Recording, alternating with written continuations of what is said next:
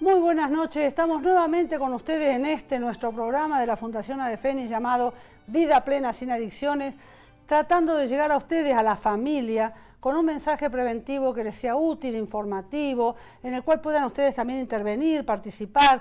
Gracias a Dios está habiendo cada vez más comunicaciones a través del WhatsApp y del Facebook, así que eso agradecemos muchísimo porque se ve que nos están siguiendo. Y bueno, hoy vamos a tratar un tema que ya lo hemos muchas veces hablado, pero hay que seguir hablando, que es droga y familia, el título de nuestro programa de hoy. Después de los títulos, señor director, comenzamos.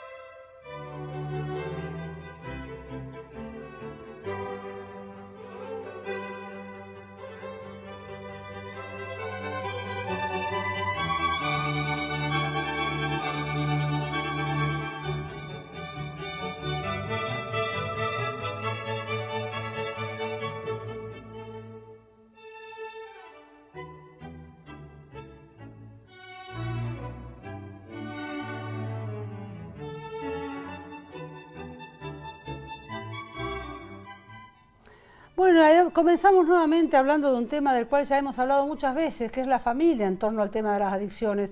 ¿Y por qué hablamos de familia? Y porque cada vez que tenemos un adicto, tenemos una familia con problemas. Todo adicto tiene algún tipo de carencia en el seno de su familia, la familia es clave, y me motivó para volver a traer el tema droga y familia a este programa, una consulta de esta semana de un chico de 18 años que viene con familia, viene con la mamá y la abuela a consultar. Viene traído por la mamá porque consume marihuana de manera ya adictiva, aunque él no lo quiera reconocer, y resistiéndose a ir a tratamiento. Él dice: mi problema no es la marihuana, mi problema es mi papá. Entonces, esto de mi problema es mi papá, en realidad es una constante que estamos encontrando en la mayor parte de los pacientes que tenemos también, esa falta de diálogo, el no poder vincularse bien con el papá fundamentalmente.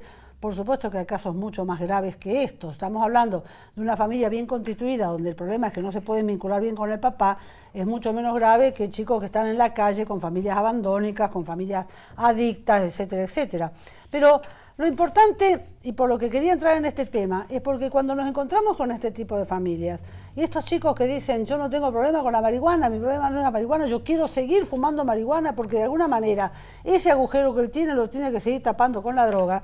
Lo cierto es que cuando las familias no actúan al momento en que, o sea, cuando se enteraron de la adicción y el momento que todavía son jóvenes, llegamos a situaciones muy críticas, terminales. Y para graficar lo que son las situaciones terminales y llamar más la atención a estos padres que muchas veces no se deciden a poner a sus chicos de tratamiento, voy a volver a leer, como siempre lo hacemos, algún pedacito de algún artículo publicado por el doctor Yaría, y esta semana publicó esto. Llegan todos los días a Gradiva. Gradiva es el complejo de comunidades terapéuticas que tiene el doctor Yaría en Buenos Aires. A Gradiva en consulta personas agonizantes de la voluntad. Voluntad para tomar decisiones, voluntad de vivir, voluntad de desear. Vencidos, solo los ata a la vida un carnet de obra social que un familiar consigue. Llegan en masa luego de 20 o 30 años de consumo de estupefacientes. Todos vienen con intervención judicial, no por delito, sino porque son parias e incluso expulsados del sistema de atención médica.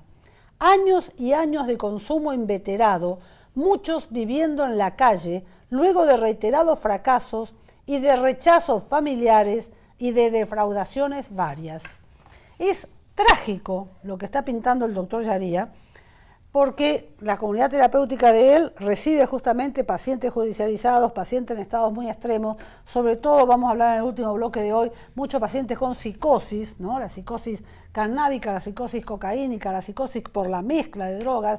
20, 30 años de consumo está hablando él, y no actuaron los padres antes. Cuando llegan al tratamiento, cuando él dice por intervención judicial, se refiere a los pacientes a los que hay que pedir una intervención judicial para que determine que corre peligro para él o para terceros por su estado psiquiátrico y que entonces debe ser internado en comunidad terapéutica. Mientras tanto, el Estado no apoya. El Estado no apoya hasta que ese paciente no está en peligro. Y si no apoya el Estado, tiene que apoyar la familia. Entonces, volvemos a apelar a las familias.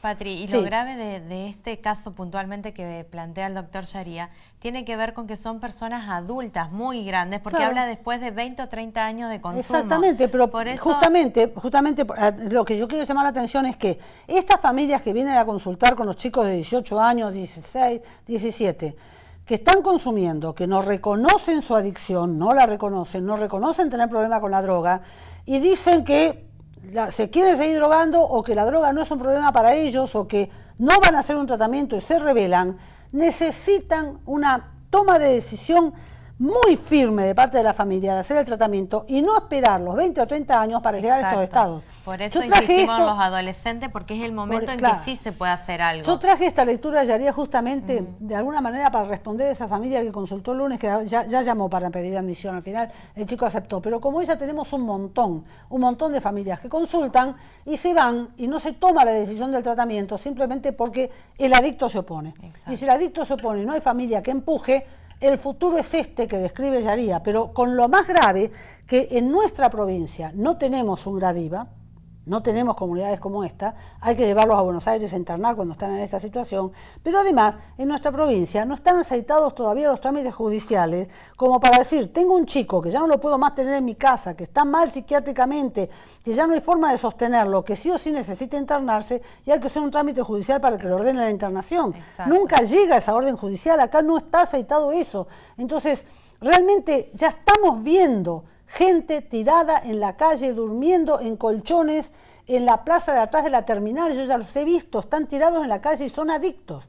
Bueno, ahora sí vamos a entrar en el grueso del programa de hoy, que tiene que ver con que cuando, más que nada cuando se hacen talleres con los adolescentes para tratar de chequear la relación con los padres, la situación del diálogo con los padres, cómo andan las cosas, las rabias que tienen con los padres, siempre surge que hay un montón de temas tabúes de los cuales con los padres no se puede hablar, definitivamente no se habla. Entre esos temas tabúes está todo lo que tiene que ver con la sexualidad, que los chicos no hablan, tampoco hablan de los amigos, no hablan de sus propios sentimientos, si se enamoran de alguien, si tienen amigos a los que quieren o no quieren, lo que le pasa a sus amigos, porque por ahí tienen amigos que consumen drogas o que tienen problemas con la familia y les gustaría poder charlarlo en la mesa de su casa con sus familiares, mirá lo que le pasó a mi amigo y no lo pueden hacer, no lo hablan. También todo lo que tiene que ver con la resistencia a las órdenes y prohibiciones que dan los padres, es decir, hay muchas cosas de las cuales los chicos no pueden hablar y cuando los chicos no pueden hablar, lo que surge inevitablemente es la mentira. Y la mentira es digamos, la dama, la reina en este tema de las adicciones. Los adictos siempre mienten. El adolescente miente mucho, dependiendo de la familia en la que se críe, mentirá más o menos. El adicto siempre miente. El adicto siempre miente que se droga, cuando se lo descubre que se droga, miente respecto de la cantidad, miente respecto de los amigos, miente respecto de las veces que siente deseo de drogarse y tiene que salir porque se tiene que drogar. Incluso el adicto en tratamiento, nosotros nos cuesta lograr que cuando ellos sienten deseo por algún motivo, porque están en tratamiento pero el deseo no se va, puedan comunicárselo a los padres para que los padres los apuntalen en ese momento para vencer el deseo, pero les cuesta muchísimo hablar. Cuando los chicos no pueden hablar con los padres, ¿con quién hablan? Siempre hay que hablar con alguien. Todos los seres humanos necesitamos comunicar lo que nos pasa a otro. Todos entre amigas nos contamos lo que nos pasa, nos encontramos y vos me contás lo tuyo, yo te cuento lo mío, a los amigos nos contamos siempre lo que nos está pasando. Los chicos también. Sobre todo recurren a un par porque van a escuchar lo que quieren escuchar en este caso. Entonces, los chicos hablan exclusivamente con otros chicos que están pasando los mismos problemas, que no les van a resolver nada, o sea, van a compartir el problema. Bueno, tampoco se trata de que hablando se resuelva, hablando se comparte. Lo importante es la devolución, lo que uno recibe en devolución cuando habló. Cuando habla con los pares, digamos que es un despotricar, un largar todo lo que está dentro, el otro recibe, larga lo suyo, pero no está la contención afectiva que puede dar la familia, que pueden dar padres. Hay algo fundamental, Patri, que yo creo en todo adolescente que tiene que ver con el poder hablar, pero sobre todo para ser escuchado. Esto Exacto. es lo que no se da mucho hoy con los padres. Los padres todo el tiempo están como queriendo hablar por encima o desmereciendo lo que el adolescente dice, y en realidad hoy están necesitando ser escuchados. Ahí tenés razón, es muy importante esto, porque cuando el adolescente habla con otro adolescente, el otro lo está escuchando porque se interesa por lo que a él le pasa. Exacto. Cuando habla con los padres tienden a minimizar si es un problema, a criticar, a enojarse por lo que le están contando que hicieron, por ejemplo. Las reacciones así, bueno, a mí me preocupa enormemente. Como el caso de este chico que vino esta semana diciendo mi problema es mi papá, y yo pregunté, ¿pero están separados? No, no están separados, porque hay chicos, realmente tenemos pacientes con padres separados, con problemas muy graves entre ellos, pero es una familia integrada. Si el problema es mi papá, porque con mi papá no puedo hablar, porque mi papá lo único que hace es gritar por todo lo que yo le digo, ese chico tiene un tremendo agujero de falta de comunicación con su padre, que aunque parezca mentira, ese es el motivo por el cual él consume marihuana. Y lo dijo tan claramente en la consulta, tan claramente, que es importantísimo apelar a los padres. Nosotros, todo el equipo terapéutico en todo el tratamiento, hace un trabajo muy intensivo para tratar de la revinculación, sobre todo el que el chico pueda contar. Exacto. O sea, a ellos se les enseña que cuando llegan todos los días a la mañana tienen que hacer una apertura contando cómo les fue en el tiempo que no estuvieron en la institución. El lunes tienen que contar todo lo que hicieron el fin de semana, que en los talleres de expresión de sentimientos, si se sienten contentos, tristes, qué les pasa. De última, ellos están siendo escuchados en el tratamiento, cuando antes debieron ser escuchados en la familia. El chico, cuando la criatura viene del jardín de infantes contándole a sus padres lo que hizo, los padres tienen que tomarse el tiempo, aunque sea mientras están comiendo o mientras la mamá está cocinando, para escucharlo y preguntarle, ¿y tu amiguito? ¿Y qué hizo? ¿Y qué hiciste acá? ¿Y qué te dijo la maestra? Que los chicos puedan contar y hablar, porque de lo contrario, mientras la mamá cocina, el chico está con la tablet. Exactamente. ¿No? Exacto, ese es uno de los principales problemas de comunicación que estamos teniendo hoy, donde cada cual está en la individualidad de la tecnología y se pierde de vista a la persona que Exactamente, que es lo que tratamos en el programa de la semana pasada, ¿no? O sea, el refugio. Exacto. Los chicos se refugian en la adicción, se refugian fundamentalmente cuando son muy chicos en la tecnología, pero ya a los 12 años empieza el refugio en la droga, que la mayor parte de lo que estamos recibiendo se refugian en la droga a partir de los 12 años. Bien, todo lo que puedan hablar ellos con sus padres, si sus padres son coherentes, son padres que realmente están criando a su familia con todo el placer de criar bien a sus hijos, van a poder dar respuestas orientadoras, respuestas que marquen un camino, respuestas que tengan afecto. No es lo mismo que la respuesta que le da el par. El par escucha, él descarga, el par comparte con él, pero el par se convierte en un elemento tan importante en su vida, tan clave, que lo más difícil cuando entran a tratamiento es romper ese vínculo con los pares, con los compañeros de consumo. Sí, además, Patri, quería agregar, el hecho de la comunicación siempre lo resaltamos que es importantísimo, pero aparte de escuchar hay algo fundamental que los padres tienen que hacer a cualquier edad, pero sobre todo cuando están en crecimiento, y es educar con el ejemplo. Muchas veces las palabras no son necesarias o son insuficientes, no alcanzan, porque vale mucho más la conducta que están teniendo y el modo de comportarse. Tengamos en cuenta que los hijos, cuando somos hijos, imitamos todas aquellas conductas, incluso las que reprochamos o las que no nos agradan tanto, son las que llevamos a cabo. Sí, sobre todo, fíjate una cosa que es interesante, que cuando vos tenés un padre que es violento con la madre, tenés hijos que pueden ser violentos con la madre también. Exactamente. Porque repiten un modelo de conducta respecto de la mujer. Exacto. ¿No? Ese padre que pide todo a gritos, que se enoja porque no tiene la camisa planchada, genera por ahí un hijo que le pide a gritos el pantalón planchado a la madre. Exactamente, ¿no? O aquel papá o aquella mamá que no logran ser afectivos, que no logran ser demostrativos. También después tenemos esos hijos que son fríos, que no pueden establecer vínculos. O también puede generar el efecto todo contrario, por no convertirme en lo que mamá o papá eran, claro, tengo un exceso de demostraciones de cariño que se vuelven sobreprotectoras y no son sanas. Sí, y también esa necesidad tremenda de cariño lleva a los peligros de encontrar el cariño afuera mal. Por supuesto. ¿No? Entonces es fundamental que los padres puedan educar en la moral desde el ejemplo. Con el ejemplo es donde son dos puntos fundamentales, la comunicación y el poder ir mostrando las actitudes. Sin ir más lejos, muchas veces llega alguno de los chicos con una posibilidad de conseguir un celular barato o a bajo precio y no le preguntamos cómo lo conseguiste, ¿sí? Le decimos, bueno, dale, te doy esa plata. Entonces ahí estamos fomentando o el que hagan cosas, que consigan cosas robadas, o el que no se esfuercen en obtener lo que quieren. Cuando una familia, no sé, por ejemplo, se cuelga de la luz, ¿no? Estos ejemplos también van dando cuenta de que bueno, todo está permitido, si mamá y papá lo hacen, ¿por qué no lo voy a hacer yo? Sí, en eso hubo una época, yo creo que después ha habido muchas más inspecciones y un poco se cortó eso, pero la colgada del cablevisión y la dada vuelta del medidor de la luz era una constante. Sí, tal ¿no? cual. Y el cablevisión, la respuesta es, y por lo que hay que ver en el cable, ¿para qué lo voy a pagar? Y resulta que se cuelgan porque lo que hay que ver lo quieren ver, pero la cuestión es que esos ejemplos son espantosos para los chicos. Un ejemplo espantoso. Fíjate del ejemplo espantoso, yo tengo puesto en el frente de mi jardín unos macetones con plantas, sí. Y el otro día mi hija me dice que se asoma y ve a un chiquito de no más de 10 años robándome una planta desde la plantera y salí corriendo a encontrárselo con la mamá que lo esperaba en la esquina. Esa mamá mandando al chiquito a robar una planta. Sí, son esos pequeños detalles que vivimos cotidianamente y que no nos damos cuenta de la gran significancia que tienen en los niños, en los adolescentes que van aprendiendo conducta.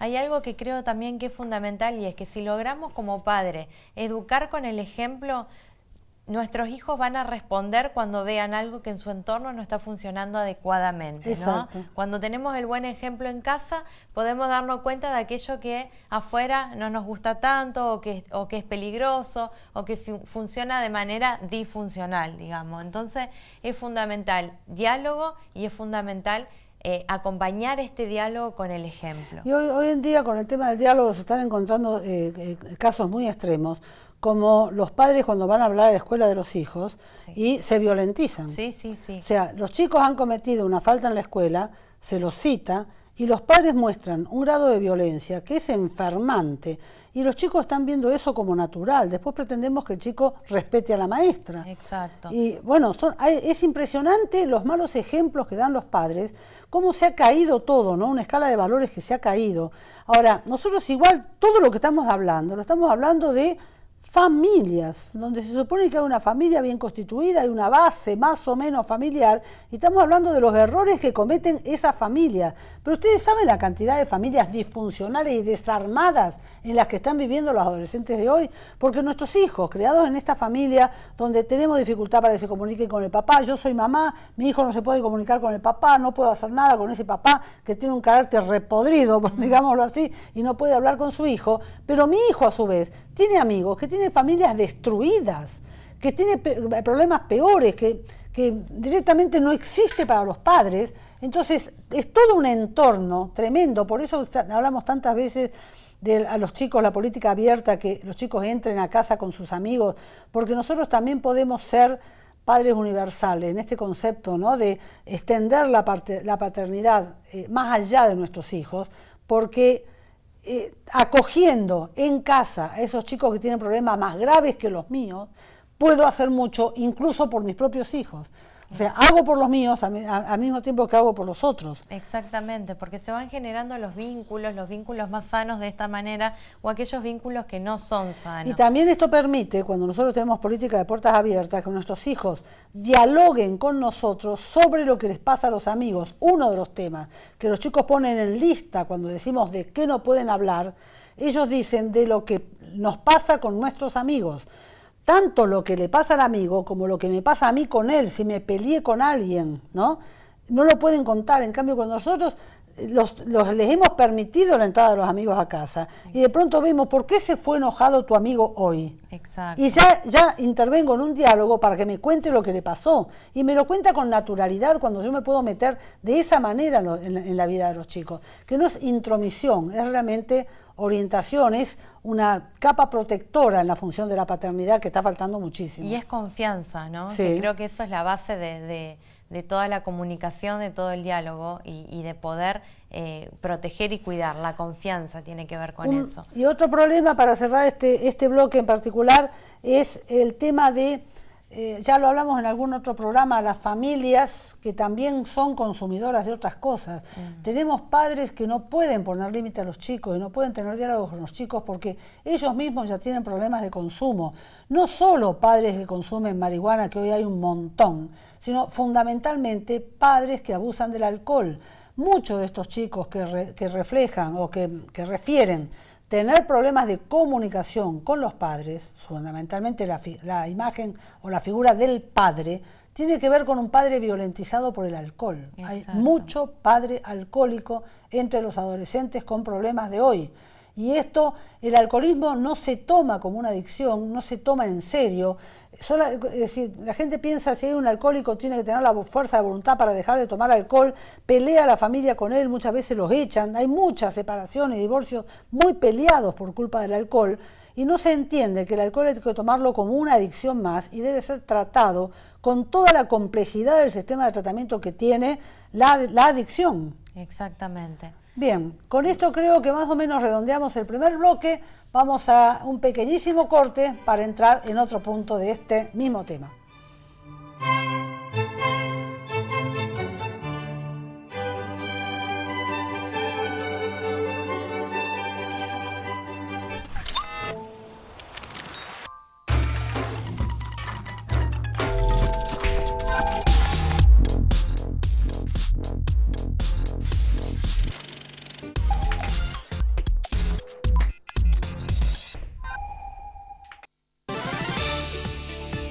Somos Noticias, para saber lo que pasa cerca de tu casa. En la primera edición a las 13, toda la información en vivo, los temas de los que está hablando la ciudad, las historias que te conmueven. Somos Noticias, segunda edición a las 20. Un resumen completo en el regreso a casa, las mejores imágenes, los testimonios del momento y también a la medianoche para terminar el día bien informado. Somos Noticias a las 13, a las 20 y a la medianoche por Somos Paraná.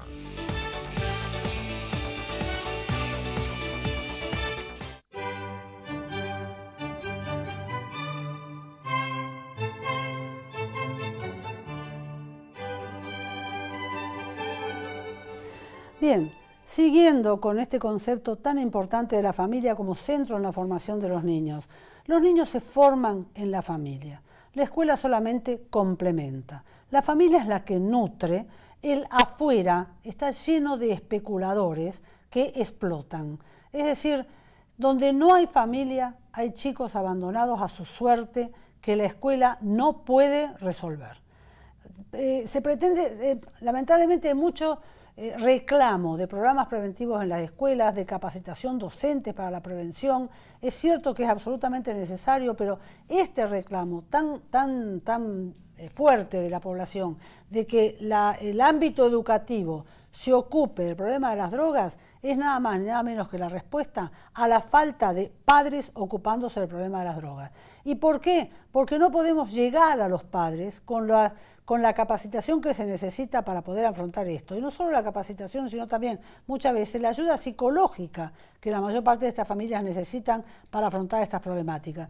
Cuando una mamá con un papá tienen un hijo que dice que no se puede comunicar con un papá, con ese papá no puedo hacer nada de prepo, pero sí puede la mamá inducir de la mejor manera posible que el papá y el hijo hagan todos juntos una terapia de familia que permita la comunicación antes que ese hijo se sienta expulsado de esa familia, del portazo y se vaya a buscar comunicación y compañía a la calle. La calle deforma, de ninguna manera la calle puede formar bien a un chico.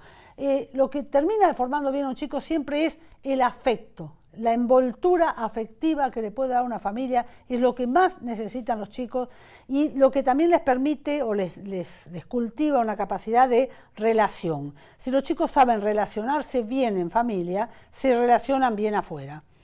Exacto, por lo tanto, Patri, si estamos hablando de una familia que es expulsiva en el sentido de que no puede brindar afecto, de que no puede brindar diálogo, ¿qué va a pasar con ese chico, con ese adolescente? Va a salir a la calle en busca de lo que sea que le genere esa felicidad ficticia de la que siempre refieren, ¿no? Claro, y ahí tenemos este tema, esa búsqueda de felicidad ficticia. La droga no camina, no tiene ni pies ni manos. La droga no sale a buscar al chico, no sale a atrapar al chico. El chico sale a la calle y la encuentra parada ahí. La droga está siempre para tapar el agujero. El agujero no debe taparse, debe llenarse en el seno de la familia. No debe existir agujero en los chicos.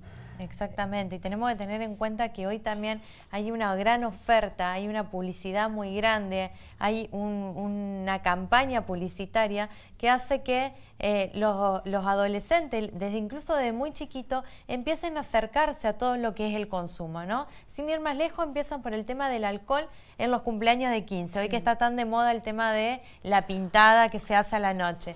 Todos en la puerta de la casa, donde adentro hay una mamá, un papá, una abuela, un tío, un hermano, porque está toda la familia, y todos los adolescentes, estamos hablando de 14, 15 años, en la vereda tomando hasta quedar descompuestos, claro, en el mejor de los casos. Pero digamos, ahí está interesantísimo lo que vos decís, porque ahí no tuvimos al chico en la calle solo, ahí lo tuvimos en la puerta de una casa de familia, con familia presente, y pasa esto. Entonces volvemos a decir, si no hay familias que den ejemplo, exacto, ¿cómo queremos contrarrestar esto? Yo todavía no puedo lograr entender por qué es tan difícil hablar con los padres respecto de que se puede hacer una fiesta de 15 sin alcohol para los chicos. ¿Cómo se hace? Nosotros estamos hablando con nuestros pacientes del tema de que después del tratamiento, una vez rehabilitados, recuperados de su adicción, en la calle, viviendo su vida, nunca más pueden tomar alcohol. En este momento, todavía, mientras están en tratamiento, a más de uno los invitan a algún tipo de fiesta. Tienen una fiesta de 15, una fiesta familiar, el cumpleaños de un familiar, un casamiento. En esa fiesta siempre hay alcohol.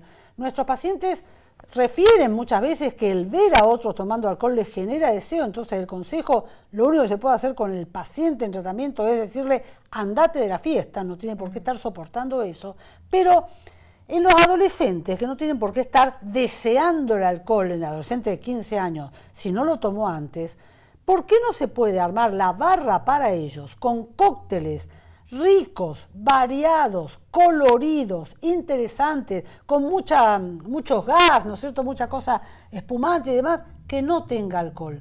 Los padres dicen, si no les damos alcohol, los chicos amenazan que se van de la fiesta. Y yo les buscaría una trampa, les digo, sí, está bien, se les pone alcohol. Y el barman agarra la botella de gin, le echa un poquito de agua en la mezcla que le dio y se la da. Y el chico, digamos, no es lo ideal, porque claro, lo ideal es que el chico no tome alcohol a conciencia. Pero si se me van a ir los amigos de mi hijo de la fiesta porque no les di alcohol, les digo que le di, pero yo no puedo ser responsable de darle alcohol a los chicos de 15. De todas maneras, Patri, esto también sigue siendo un problema, porque hoy incluso en los cumpleaños infantiles, ¿sí? de las niñitas que los hacen temáticos, estamos hablando de cumpleaños de 6, 7, 8 años, el tema es una barra. Entonces también a esa edad, por más de que eso no le estén brindando, es la nueva moda. Entonces no le están dando alcohol en el momento, pero están simulando, entonces ya se le genera, están simulando tomar daiquiri. Cómo rompe todo el exterior. El otro día me comentaba mi hija que un cumpleaños de su nena de 10 años hicieron una especie de reunión de belleza. Ajá, donde un spa. A las chicas les enseñaban a maquillarse. 10 años. ¿Por qué a los 10 años tengo que hacer un spa para nena, poniéndose crema, maquillándose, haciéndola sentir más grandes? A esa edad, la fiesta infantil tiene que tener juego. Exacto. O sea, se va tergiversando todo, se va modificando todo. Y nosotros mandamos a los chicos a la fiesta, y en la fiesta le dan eso, y no podemos evitarlo. Exactamente. Pero bueno, como eso, digamos, yo puedo organizar una fiesta que no tenga eso, pero la nena va a una fiesta que lo tiene y no podemos hacer nada. Pero respecto del alcohol sí podemos hacer mucho.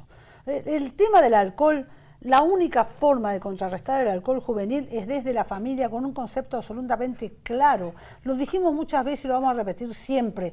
No es posible que nuestros hijos nos hagan un berrinche porque no lo dejamos ir a una fiesta a los 14, 15 años donde va a haber alcohol. la fiesta de 15 los compañeros tienen que ir, pero nuestro hijo tiene que haber llegado a los 15 sabiendo que no va a tomar alcohol porque no le interesa tomar alcohol. O sea, la decisión la tiene que tomar él en función de la formación que yo le di de los 0 a los 15. Sobre todo la connotación, ¿no? Es lo que ellos tienen que ir pudiendo incorporar y racionalizar. La connotación que se tiene del alcohol con que la voy a pasar bien, claro, y si no hay alcohol la voy a pasar mal, ¿no? Eso es, bueno, es evidentemente el marketing publicitario. Exacto. Para vender, ¿no? O sea, los chicos siempre van a estar atrapados por la sensación de que si no incorporan algo de afuera a su organismo, no se van a divertir. Esto es marketing puro. Empezó el marketing con el alcohol. Si no hay alcohol, no hay diversión. El alcohol es el alma de la fiesta. Hay propaganda de cerveza que lo decían así, ¿no? La cerveza tal es el alma de la fiesta. Y fuera de la cerveza tal, no se puede concebir un festival de música electrónica sin éxtasis. No se puede concebir. ¿Por qué? Porque la música electrónica está ideada para estimular todos los sentidos, para liberar una gran cantidad de adrenalina, una gran cantidad de dopamina, y a eso hay que complementarlo con una droga que ayude a liberar todo. ¿Qué es el éxtasis? El éxtasis surgió como la droga para el Festival de Música Electrónica, surgió así. Ahora, nosotros tenemos chicos que están consumiendo éxtasis, nuestros pacientes tenemos muchos que han consumido éxtasis, no necesariamente en la fiesta electrónica. Una vez que lo consumieron y saben dónde conseguirlo, ya sigue siendo una droga de abuso frecuente. Pero entonces, digamos, ¿tenemos que condenar a los chicos a que sean ciegos, sordos y mudos y no vayan a un festival de música electrónica? Y no, si les gusta la música electrónica, bueno, irán. Pero ¿cómo logramos? Si no lo logramos en la familia, exacto, nadie lo va a lograr, que no consuman estas drogas. Otra cosa tremenda es la aparición de todas las drogas sintéticas que circulan por el mundo, están circulando en nuestra provincia, en nuestra ciudad. Hay de todo. Acá hay de todo y los chicos los llaman a las drogas con nombres propios. Nosotros tratamos de evitar por ahí nombres propios para no hacer apología, pero realmente a mí me sorprende, porque cuando yo empecé a trabajar en toxicología acá hace más de 30 años atrás, se empezaba a hablar de la marihuana y muy lentamente de la cocaína, y hoy no nos falta nada, los chicos están metidos con todo. Por eso esto que dice Yaría, volvemos al artículo de la primera parte. Para los que tomaron tarde el programa, Yaría está hablando de cómo le llegan los pacientes judicializados cuando ya están con una psicosis irreversible, tirados en la calle, no son nadie, son un peligro para sí mismos y para quien sea, porque tienen brotes psicóticos terribles. Esos son los pacientes que recibe esta comunidad terapéutica tan compleja que es la DIVA. Estos chicos los estamos viendo acá, están en nuestra provincia también, en los pueblos, en las provincias. Hay muchos de estos chicos que ya están con psicosis declaradas, sin tratamiento psiquiátrico. Por otra cosa grave en el adicto que es psicótico, que no basta con el tratamiento psiquiátrico. Siempre decimos, el psiquiatra no puede dar una medicación psiquiátrica a un adicto activo que sigue consumiendo. No, son incompatibles los medicamentos psiquiátricos con las drogas, hacen una salsa en el cerebro que terminan destruyendo mucho más. Entonces, si pongo en tratamiento psiquiátrico a un adicto, lo tengo que tener aislado del consumo. Entonces, ¿qué pasa en nuestro medio? En nuestro medio pasa que el adicto, cuando hace un brote psicótico, se lo puede internar por orden del médico en una institución psiquiátrica hasta que le pase el brote psicótico. En ese tiempo estuvo medicado, pasó el brote, no estuvo consumiendo. Luego se va a la calle con una indicación médica. Esa indicación médica que le da el psiquiatra se convierte en un elemento más de la lista de drogas de abuso de ese paciente. Se va a tomar los blisters enteros como droga de abuso mezclado con todas las demás. O sea, solo no sigue con un tratamiento psiquiátrico bien organizado. Exacto.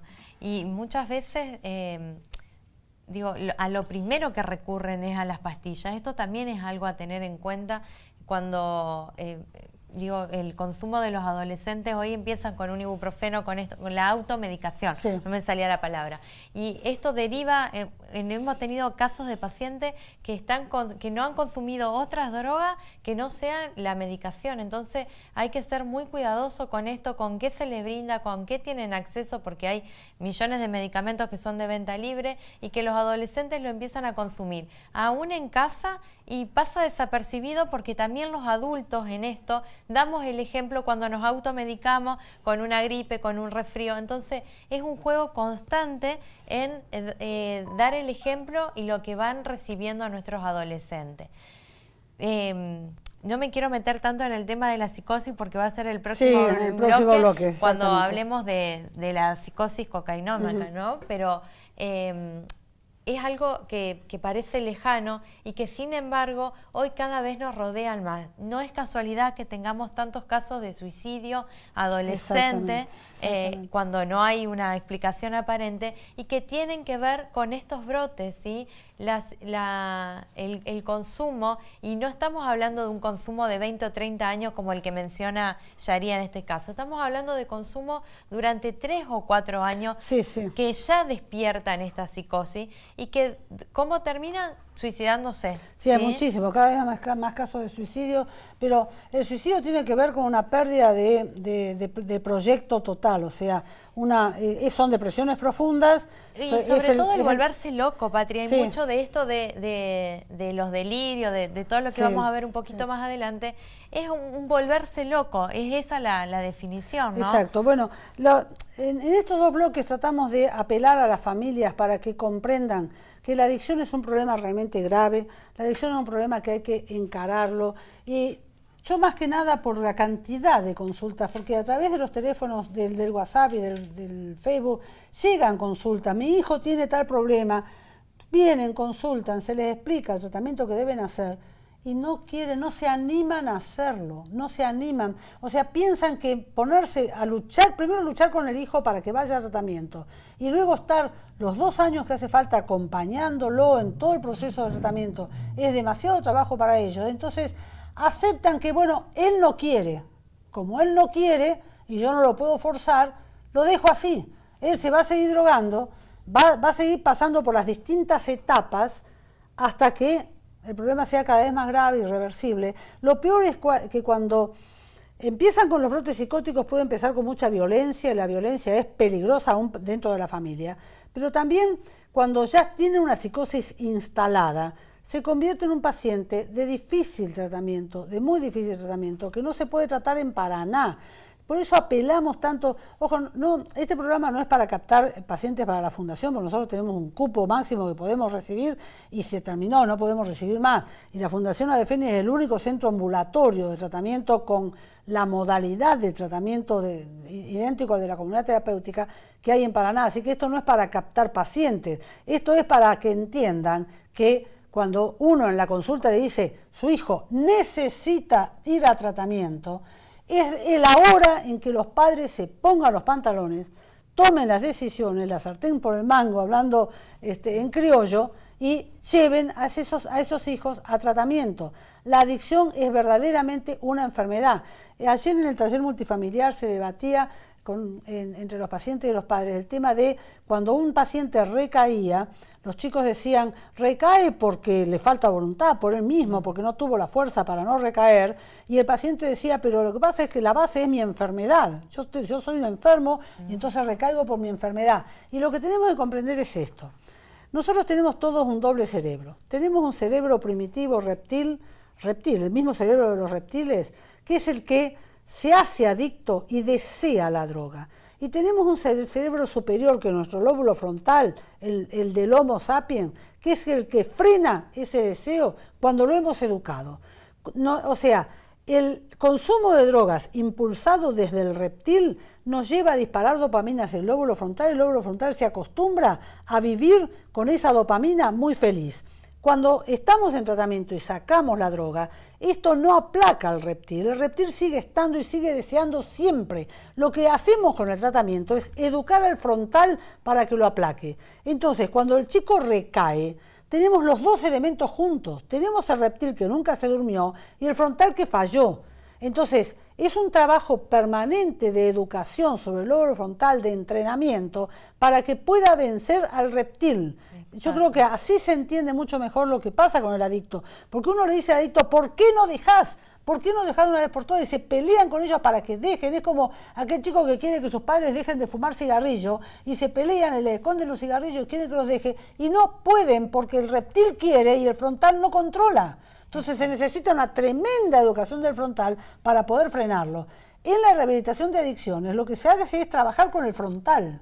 Trabajar con todo lo que es el límite, la educación para el no, el saber prevenir cuándo se va a disparar mi reptil y va a desear, qué situaciones me pueden provocar deseo para evitarlas. Es tan complejo el tema de las adicciones, que si los padres entendieran que no basta con retarlos y decirles que no, o encerrarlos, o armar un berrinche, una tremenda pelea en la casa, o echarlos de la casa, no basta, no alcanza. Necesitan un tratamiento muy complejo. Por eso repetimos continuamente la necesidad de que el tratamiento sea familiar, de que la familia sea el sostén, acompañe y a la vez haga el tratamiento, porque es parte de esta reeducación, ¿no? Exacto, que los padres también tienen que aprender de qué se trata para apuntalar, sobre todo para entender que hay que ayudarlos cuando se está por disparar el reptil, ¿no? Exacto. Que hay que ayudarlos, hay que apoyarlos, para que funcione todo lo que se les dio. Por eso para nosotros siempre es preferible el centro de día que la comunidad terapéutica, porque la comunidad terapéutica lo aísla al paciente, lo encierra y después se lo devuelve a la familia recuperado. Y la familia no aprendió nada. No, y no sabe qué hacer. Y tampoco aprendió ese paciente a desenvolverse en el medio en el que estaba, digamos. Exacto. Vivió en una caja de cristal. Por supuesto que hay pacientes que no tienen más remedio que ir a comunidad terapéutica, ¿no? No quiere decir que estemos en contra de la comunidad, ni mucho menos. Los pacientes psiquiátricos tienen que ir y los pacientes que no tienen un buen garante familiar que acompañe el tratamiento tienen que ir a comunidad terapéutica. Es necesaria, imprescindible la comunidad terapéutica, pero frente a la posibilidad de los dos tratamientos, si lo tomamos tempranamente y hay familia responsable, un tratamiento en centro de día es más efectivo para toda la familia que mandar el paquete a la comunidad terapéutica. Exactamente. Bien, hacemos un pequeño corte y volvemos.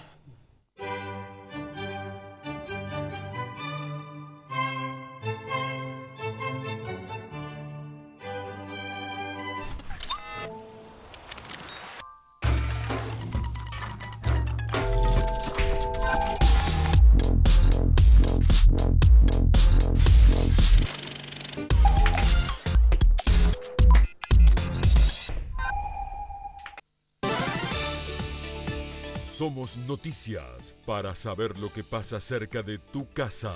En la primera edición a las 13, toda la información en vivo, los temas de los que está hablando la ciudad, las historias que te conmueven. Somos Noticias, segunda edición a las 20. Un resumen completo en el regreso a casa, las mejores imágenes, los testimonios del momento y también a la medianoche para terminar el día bien informado.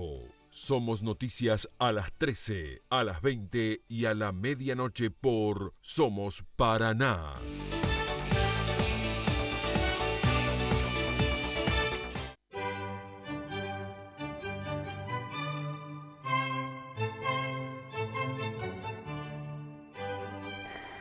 Hemos hablado muchas veces en nuestro programa de que la marihuana produce psicosis. Les guste o no les guste a todos los marihuaneros, la marihuana es una droga psicotizante y hay epidemia de psicosis carnábica en el mundo. No va a psicotizar a todo el mundo, pero es psicotizante, tiene ese poder. Ahora, hoy vamos a hablar más de la cocaína.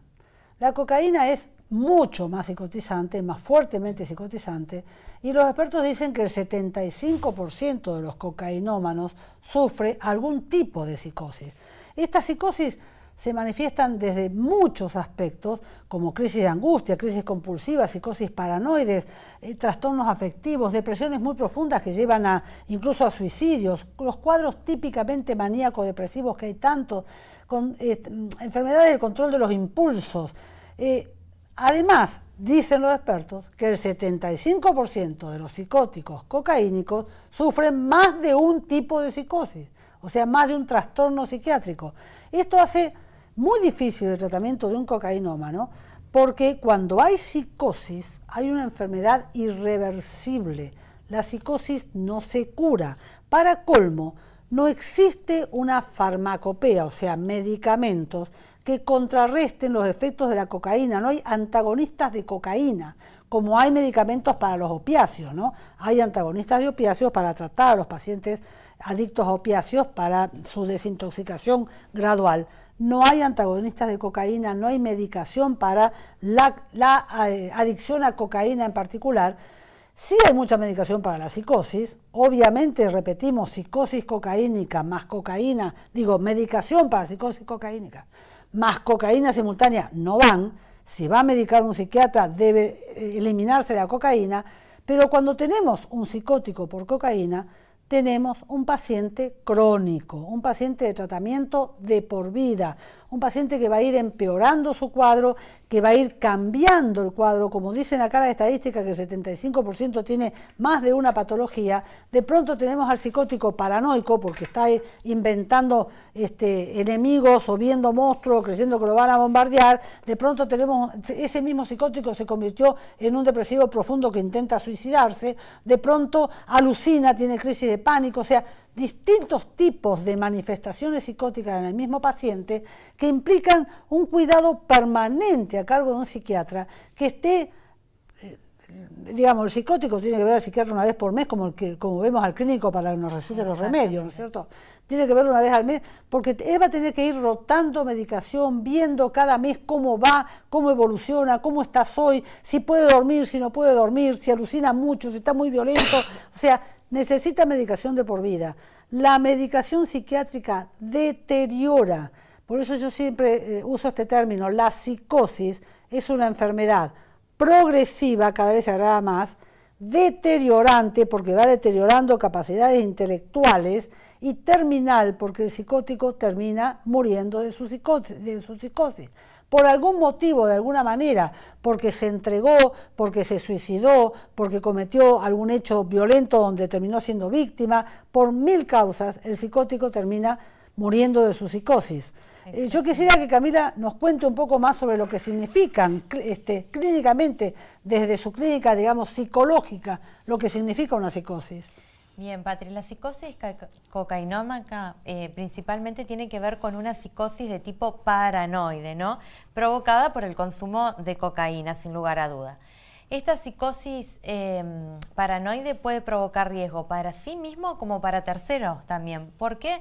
No porque cometan delitos, sino porque este sujeto no está para nada en sus cabales, no tiene registro de la realidad, está viviendo una especie de realidad paralela en la que ya vamos a ver algunos de los síntomas, pero donde todo parece atacarlo, ¿no? Entonces, en intento de defenderse de estos ataques que son irreales, puede provocarse daños para sí como para terceros. Hemos visto casos de estos en personas mediáticas, ¿no? Exactamente. En personas, famosas por los medios, músicos y demás, donde ha ocurrido algún hecho delictivo muy violento por un brote psicótico del protagonista. Exactamente. Eso es una diferencia que tenemos que marcar.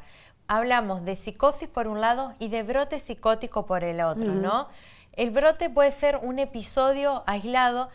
Ojo con esto, que no solamente las personas que consumen cocaína pueden tener un brote psicótico. Claro, esto es algo que se puede desprender de otras circunstancias, pero que sí sabemos que el 75% de quienes consumen van a desarrollar una psicosis y el 60% de quienes consumen cocaína van a tener no solo brote psicótico, sino que va a ser una psicosis donde va a tener episodios que pueden durar a lo mejor entre 10 y 15 minutos. Para quienes por ahí no entienden mucho, 10 o 15 minutos pueden ser insignificantes, ¿no? Sí. Porque es un tiempo relativamente corto. Puede ser la diferencia entre la vida y la muerte. Pero para quien lo está sufriendo, realmente marca esta línea entre la vida y la muerte, porque es desesperante lo que se vive en esos minutos y porque no se puede solucionar de ninguna manera, no hay nada que lo pueda calmar, ¿no? Y en el psicótico bipolar, que se ve mucho ese brote alucinatorio, ese brote paranoide, alternando con la depresión. Exactamente. Y cuando en la depresión se dieron cuenta de lo que hicieron durante el brote, la depresión es muy culpógena y es lo que puede llevar al suicidio. No solo la depresión por la culpa puede llevar al suicidio, sino también por ese terror y por esa persistencia del malestar de eso que se vivió. Claro. Porque hay como una pérdida de conciencia de realidad mientras dura, pero después me acuerdo de eso que pasé, el papelón que hice, de Ahí los está. escándalos. Acá hay una cosa muy importante, cuando estos casos llegan a la justicia, cuando se ha cometido un delito en un brote psicótico de este tipo, llegan a la justicia. Porque, a ver, si a mí me mata un psicótico atacado, mi familia va a querer que vaya preso y que lo revienten, es obvio. Pero encima, cuando van a una pericia psiquiátrica, el psiquiatra dice, recuerda lo que hizo, claro, tiene conciencia de delito, puede dirigir sus acciones, es imputable y va preso.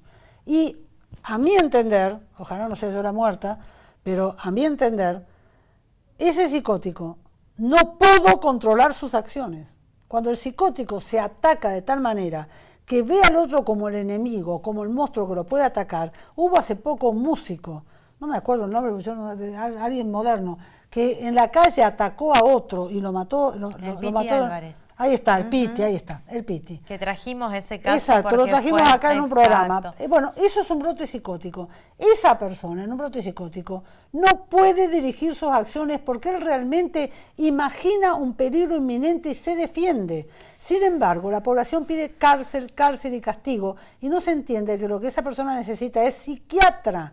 Internación psiquiátrica para normalizar su cabeza. No va a poder devolver la vida del que se la quitó, pero necesita tratamiento psiquiátrico que en la cárcel no se lo van a dar.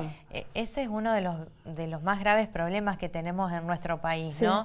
Donde el sistema no está preparado para esta clase de psicosis. Exacto. Porque en realidad, bueno, esto se puede discutir, está bien que vaya preso o no, pero donde sea, lo ideal sería que esté preso, porque no puede controlar sus acciones, entonces tiene que estar limitado, pero con un tratamiento que le dé seguimiento. Ahí también chocamos con dos escuelas penales muy diferentes, ¿no? En el imputable, bueno, las escuelas penales se enfrentan entre ellas con el psicópata, estamos hablando del psicótico que es distinto, pero yo no lo quiero preso el psicótico es un enfermo. El psicótico mató, en un brote psicótico es un enfermo, no lo quiero preso. Preso, es imposible armar un centro de tratamiento psiquiátrico dentro de las cárceles. Es imposible. El psicótico tiene que estar en una institución psiquiátrica. Ahora, si su psicosis es peligrosa, quizás no pueda volver a la sociedad.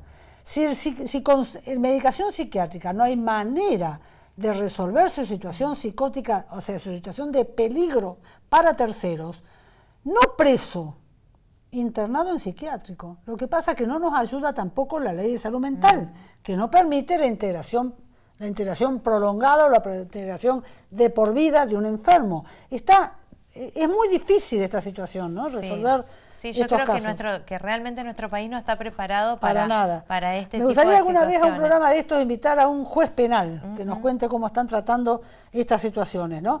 Pero llama mucho la atención de que la población pide cárcel para un psicótico que mató en brote psicótico. No cabe ninguna duda que cuando una persona mató a otra de 50 puñaladas, no estaba en control de sus acciones. Estaba loco. Y un loco no es un delincuente, un homicida. Es un loco, es un enfermo mental. Eso es muy difícil de entender y va a ser cada vez más difícil cuando tengamos cada vez más psicóticos por cocaína. Pero ahora sumémosle que tenemos cocaína, que tenemos éxtasis, que tenemos LSD, que tenemos ketamina, que tenemos todo lo que se les ocurra dando vuelta en las mismas cabezas. Exactamente. Estos problemas se van a agravar cada vez más. Sí. Y Patri, volviendo un poquito a lo que veníamos mencionando, hay algunas conductas o algunas consecuencias que van guiando al posible brote psicótico o a desarrollar una psicosis en el cocainómaco, que tienen que ver con empezar con irritabilidad, con hipervigilancia, con una actividad motora extrema, con el pensamiento paranoide, el deterioro de las relaciones interpersonales, ¿sí? Esto es algo que se registra mucho en la persona que consume cocaína, y también hay una alteración muy grande en cuanto a lo que es la alimentación y el sueño, ¿sí? Estos son conductas, una persona que no duerme, que no come, también termina loca. Entonces, son todas conductas que nos van dando cuenta, que nos van acercando a ese diagnóstico final. se puede hacer algo en el medio y ya después de 3 o 4 años de consumo es muy probable que psicosis se desarrolle o que al menos tenga 1 o 2 episodios psicóticos, ¿sí? Exacto. Entonces, ¿por qué traemos el tema de la psicosis acá? Porque las familias tienen que poder identificarlas. Tienen hijos adictos, los hijos empiezan a tener algún tipo de estas manifestaciones que son claramente psiquiátricas y deben tomar intervención de inmediato. ¿Por qué?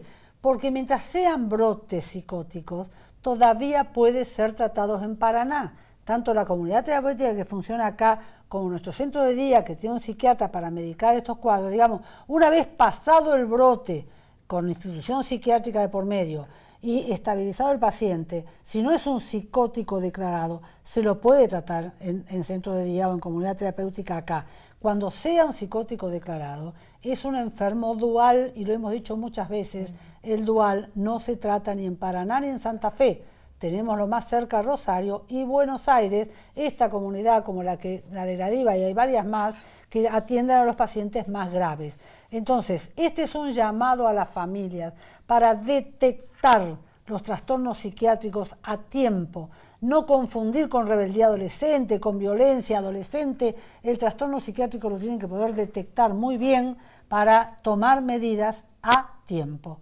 Y el tiempo se nos terminó. Exacto, nos están cortando, nos van a sacar del aire, así que nos vemos en la próxima. Muchas gracias por seguirnos todavía.